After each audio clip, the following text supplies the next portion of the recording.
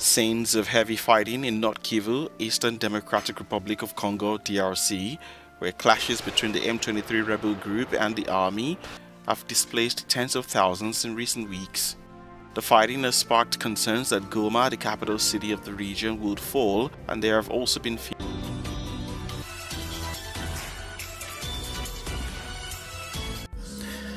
Inyuma yuko Perezida Felix Antoine Tshisekedi Tshilombo afashe umwanzuro ukomeye cyane wo guhagarika ibiganiro hagati ye n'inyeshyamba za M23 ndetse akazishwishuriza ko nta nibiteze kubaho kuri ubu amakuru akomeje guturuka mu burasirazuba bwa Repubulika Iharanira Demokarasi ya Kongo navuga ko M23 yaba yagabye igitero gikomeye cyane ku ngabo za Kenya n'iz'u Burundi igamije kwisubiza ibice byayo. Tugiye gukomeza tubirebera hamwe. N'igisirikare cya Kenya KDF cyatangaje ko abasirikare bacyo bari mu burasirazuba bwa Repubulika Iharanira Demokarasi ya Kongo bagabweho igitero gikomeye cyane nabo bikekwa ko ari abarwanya umutwe wa M23. KDF mu itangazo yasohoye mu ijoro ryakeye yavuze ko abasirikare bayo boherejwe mu gace ka Kibumba aho bari mu butumwa bwa EAC bwo kugarura amahoro muri Kongo EACRF ngo baburijemo igitero gikomeye cyane mu gace bakoreramo cyagabwe n'itsinda ry'abantu bitwaje intwaro bikekwa ko ari abo mu mutwe witwaje intwaro wa M23. Igisirikare cya Kenya nikigeze kivuga mu izina uwo mutwe witwaje intwaro gikeka. Igisirikare cya Kongo Kinshasa icyakora cyo kikaba giheruka gutangaza ko cyarwaniraga na M23 mu gace ka Kibumba ndetse na Bertrand Bisimwa uyobora uriya mutwe nawe yaheruka kwemeza aya makuru ndimo nkugezaho avuga ibijyanye n'iyo mirwano yabereye muri Kibumba.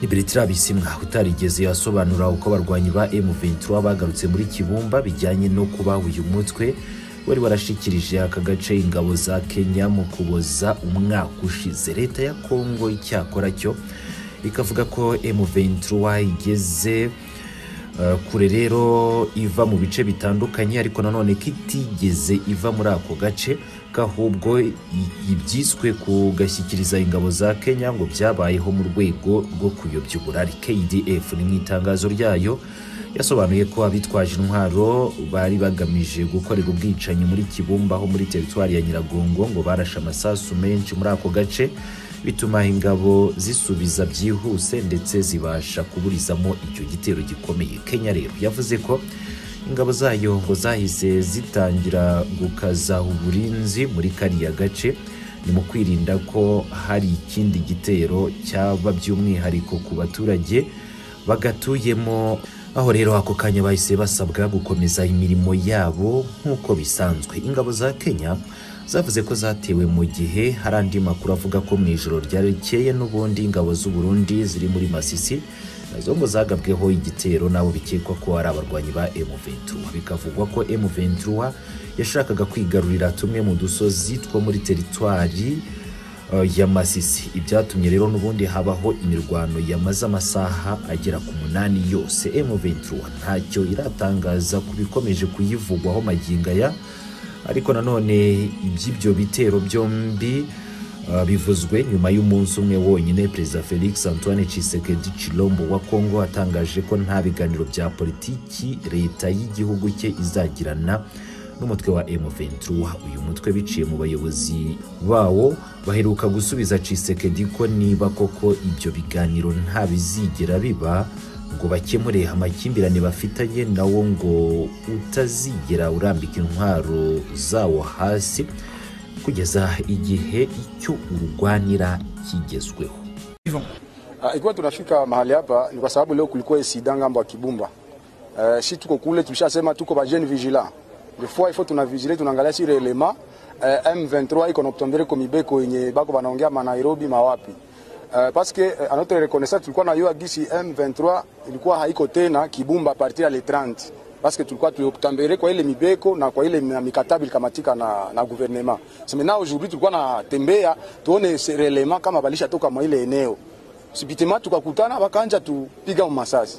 Mena wakati wanatupiga masasi tel make hatuko FARDC sasa tunaendeaka ku mibeko ya FARDC. FARDC ikasikia kile kule kunakuwa atake parce que hapo hapa kuyua tulibadeborde tukapita zetu. Semena FARDC katuambia no En tout cas mrudie kwanza. Tukakutana FARDC na tuambia mtie vyombo chini mpaka saa hii saa kupigana na wale watu wa eneo. Ndio maana mnatukutana mahali hapa saa hii. Huyu FARDC ndio tukamata. Parce que sheba nasema tuko rekoni, avec tupatia masila. Ndio tunaenda kashi na mikuki yetu hii mliona pale. Na sila tukibana M23 moja ni jule tumeziacha kule zenye za M23 mungezipata zenye tunapakanyanganyanga kwa sasa tunazira vita yake vile. Est-ce que mnahusiana na FARDC? Sababu huko watu wengi wanaakiza FARDC kama nyie mnakolabore na FARDC juu ya kuvunja cessez-le-feu. Ingekuwa tunakolabore na FARDC kusema tuvunje le cessez-le-feu. Mbele tungekuwa tungo deja na mabunduki zile wanatupatia. Mimi mliona mikuki ndio tunakuwa nayo. Tutaongea nao na maana tuko njala mnatuona kitu tunavala hapa. Tungekuwa tunakolabore na wakati na sisi wanatupatia hata kumatenize wanakuwa nazo. Mimi mnaona kitu tunavala. Et rentrer à la vie civile. Et là j'aimerais faire une précision et le marteler comme il le faut. Il n'est pas question ici de dialogue politique avec ce groupe. Je le dis et je tiens à le préciser, il n'en sera jamais question. Tout simplement parce que nous savons comment ceux qui nous déstabilisent procèdent. C'est à l'aide de ce genre au moyen de ce genre de dialogue qu'ils profitent de la situation pour nous infiltrer des éléments qui plus tard vont créer des revendications fallacieuses et justifier donc leur agression de la République démocratique du Congo. Nous n'allons pas le faire parce que nous avons retenu les leçons du passé d'une part, mais parce qu'aujourd'hui aussi il y a une nouvelle donne. L'Assemblée nationale, le Parlement en général, a pris une position claire et ferme là-dessus. Il ne sera désormais plus question de négociations politiques avec des groupes armés qui prennent des moyens militaires, qui utilisent les moyens militaires contre la République démocratique du Congo. Voilà, donc c'est clair. Ce qui va se passer, c'est du désarmement et de la démobilisation tout simplement. Si ces gens sont congolais, ben, ils vont devoir accepter de regagner la société civile, la vie civile, et non plus s'adonner à leurs activités. Voilà. Merci, Monsieur le Président. Une autre question pour Monsieur Bercé. Pourquoi nous l'espérons? Parce que nous avons répondu à une lettre du secrétaire général de la communauté d'Afrique de l'Est qui nous demandait pour la prolongation du mandat de la force régionale et qui faisait un certain nombre d'observations par rapport à cela.